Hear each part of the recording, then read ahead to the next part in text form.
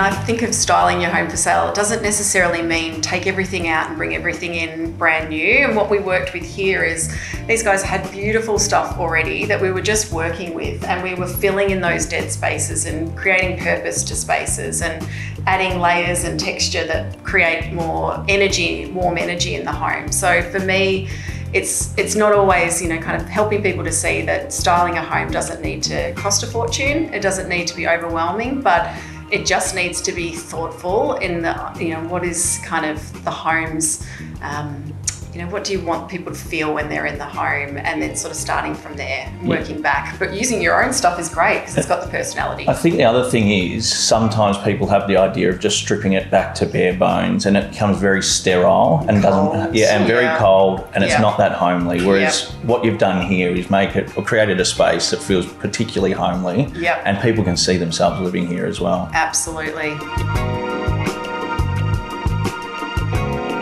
So with a kitchen, obviously this is the heart of the home. You want it to feel like it's a warm space to be in. A beautiful tip is to be working with some timbers. So we introduced timber here and a beautiful pop of lemon just to give it some vibrancy in all the moody colours of this kitchen. So it doesn't have to cost a fortune. Just fill her up, go to your neighbour's house, ask to raid their lemon tree, boom, and then you've got some warmth and some energy in your kitchen. So this was a space that we really wanted to make sure had all of those sort of elements that make you want to come in and recline and really enjoy the home. So introducing elements like beautiful big textural rugs, but also looking at spaces and making sure that they're practical and functional. So this is an area which we just added some cushions to it, so it invites you in. You can kind of imagine drinking a glass of wine or a cup of coffee and taking in the outside aspect, and it not being a dead space in the home. So think about the areas, what purpose does it have?